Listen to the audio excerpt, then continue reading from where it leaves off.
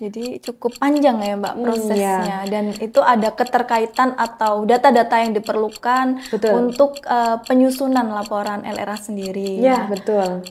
mungkin untuk keterkaitan data atau laporan yang memiliki keterkaitan dengan LRA sendiri itu terdiri dari laporan apa saja Mbak? Mungkin bisa disampaikan. Oh ya, baik. LRA ini berkaitan dengan laporan apa saja sih? Iya. Tadi kalau data kan sudah disampaikan ya, datanya Iya. data dukung, data keuangan, baik data penerimaan, bukti kas masuk, bukti kas keluar gitu ya. Nah, kalau keterkaitan LRA dengan laporan-laporan lain. Nah, laporan realisasi anggaran di sini kan menyajikan data pendapatan, data belanja ya. Tentu saja data yang harus nilainya sama atau berkaitan itu yang pertama yang tadi kita sampaikan. Buku kas umum penerimaan dan penyetoran, buku kas umum pengeluaran. Nah, itu datanya nilainya harus sama dengan yang disajikan pada laporan realisasi anggaran. Oh, iya. Kemudian data laporan pertanggungjawaban penerimaan, pengeluaran ya, itu juga harus sama. Kemudian SP3BP. Wah, penting sekali nih. Apa itu SP3BP? Tadi sempat disampaikan nih. Pada saat kita mau melakukan konsolidasi data, tentu saja kita harus melakukan pengajuan permintaan pengesahan pendapatan belanja dan pembiayaan. Iya, Betul. Nah, nilai di dalam SP3BP selaku data yang digunakan untuk pengajuan pengesahan tadi, nilainya harus sama nih dengan data yang ada di laporan realisasi anggaran gitu. Nah, nanti kalau misalnya nggak sama, berarti ada beberapa data yang belum lengkap atau adanya kesalahan pencatatan ya, itu. Nah, itu mungkin menjadi salah satu tantangan ya Mbak dalam penyusunan laporan realisasi anggaran. Nah, mungkin ada lagi Mbak tantangan-tantangan lain dalam menyusun LRA. Oh ya, tentu banyak sekali rekan-rekan sobat BLUDI menjadi informasi ya atau menjadi warning ya, agar sobat-sobat BLUD bisa menjauhi ya kendala-kendala dalam penyusunan laporan realisasi anggaran ya. Tadi untuk tantangan pertama yang sempat kita sampaikan tadi apa Mbak? Adanya kesalahan pencatatan. Kesalahan pencatatan itu biasanya ada dua hal yang melatar belakangi. Yang pertama adalah human error atau orangnya sendiri nih yang salah nyatat nolnya. Iya, betul Mbak. Salah satu angka aja. Itu sangat beresiko ya Mbak. Beresiko sekali, betul. Lanjut, kalau enggak orangnya, ya toolsnya. Toolsnya yang dipakai apa? Apakah secara manual atau menggunakan suatu sistem aplikasi? Betul, Mbak. Harapannya untuk penyusunan laporan realisasi anggaran ini ya, kalau bisa harus memiliki data yang akurat ya, kemudian harus sesuai dengan standar yang berlaku, kemudian juga menggunakan salah satu sistem informasi yang akurat untuk efektif efisien gitu. Nah, mungkin tadi sudah dijelaskan nih Mbak dari definisi LRA, tujuan, struktur, proses penyusunannya, dan juga tantangan dalam penyusunan LRA. Mungkin Mbak Yuni ada tips nih bagi Sobat BLUD yang akan menyusun laporan keuangan, khususnya laporan LRA. Nah, tipsnya seperti apa biar bisa menyusun laporan LRA yang akuntabel? Seperti itu Mbak Yuni. Oke, tips-tipsnya nih Sobat BLUD. Tadi sempat disampaikan mengenai tantangan penyusunan LRA tadi ya. Salah satunya adalah kesalahan penginputan ya. Sebenarnya juga salah satu tantangan yang lain nih, Mbak, adanya ketidakseragaman. Tadi belum sempat disampaikan ya. Ketidakseragaman dalam memapping suatu kode rekening ya. Kalau kita mau belanja misalnya, kita mau belanja, terus ada biaya tambahan dalam suatu belanja tersebut. Nah, itu kadang ada yang masuk ke, ini belanjanya belanja administrasi bank. Namun ada juga instansi lain, untuk biaya tambahan tersebut harusnya masuk ke belanja jasa transaksi keuangan. Ada ketidakseragaman ya. Nah, ini tipsnya agar tidak ada kesalahan, perbedaan pendapat. Tentu saja yang pertama harus atur. Harus ada peraturannya, Mbak Rahma. Ada peraturan yang sama ya, yang digunakan oleh seluruh instansi di suatu daerah. Nah, jadi jika di suatu daerah memiliki instansi yang sudah menerapkan BLUD seperti puskesmas, rumah sakit, kemudian ada Labkesda dan sebagainya ya. Nah, itu tentu saja hal yang paling penting dalam penyusunan laporan keuangan harus memiliki aturan baku untuk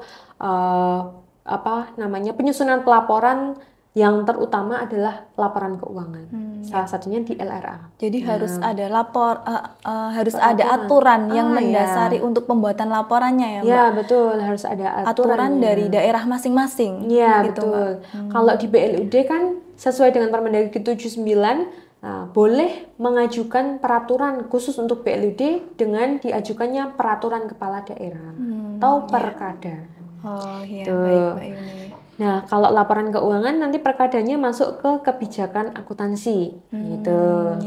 Nah, di sini harus sama nih peraturannya dan penggolongan pendapatan, penggolongan belanja itu harus sama, gitu. Harus sama dalam satu instansi, satu daerah ya, untuk BLUD-nya. Itu biar tidak adanya ketidakseragaman data. Kemudian terkait dengan akurasi data ya, data yang akurat, kemudian meminimalisir adanya kesalahan input, kesalahan data dalam penginputan. Nah, itu yang kedua adalah SDM yang melaksanakan BLUD itu harus dilakukan peningkatan kapasitas.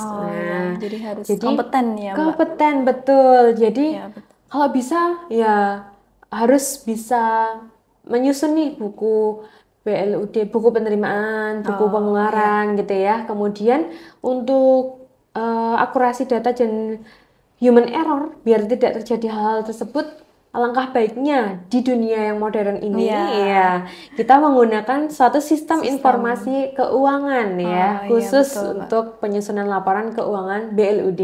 Nah, di Sinkor BLUD ini kita memiliki salah satu tools ya yang digunakan oleh rekan-rekan BLUD ya di dampingan kita, yaitu adalah Sinkor BLUD ya, Mbak. BLUD gitu ya, BLUD. Nah, itu salah satu tools yang dapat digunakan oleh instansi BLUD.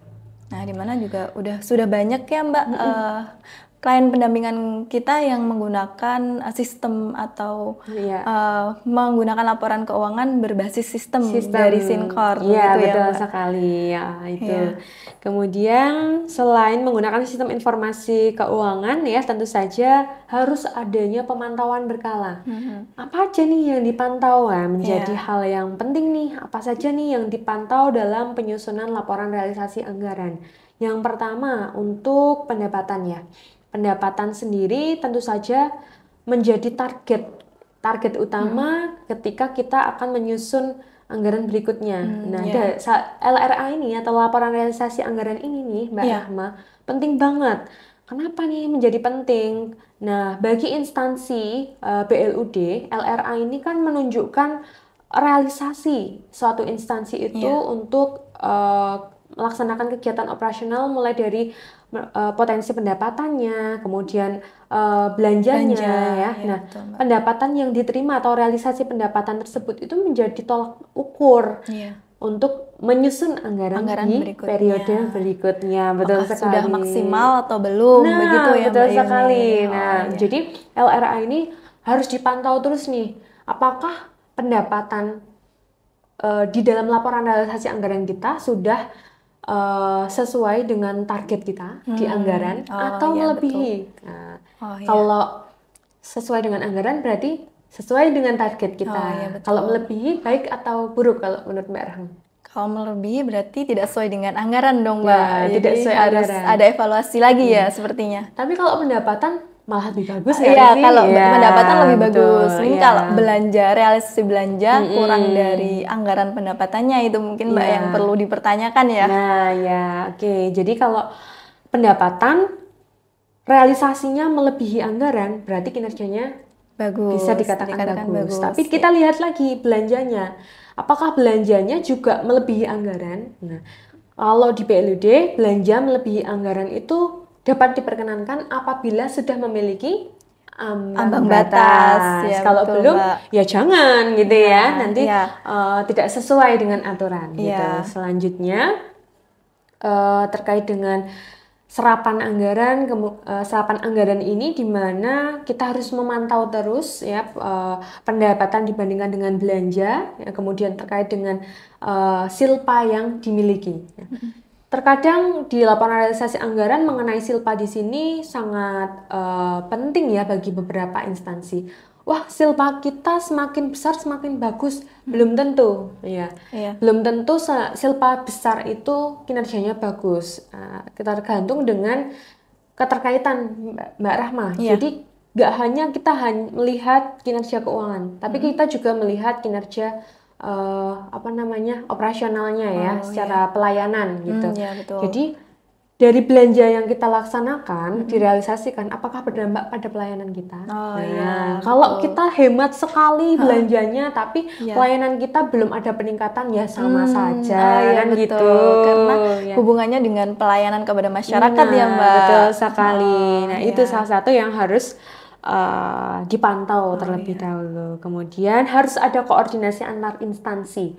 Nah, kenapa harus ada koordinasi antar instansi? Nah, karena penyusunan laporan realisasi anggaran ini kan nggak semau kita sendiri ya. Kita harus tetap berkoordinasi dengan instansi lain secara vertikal maupun horizontal.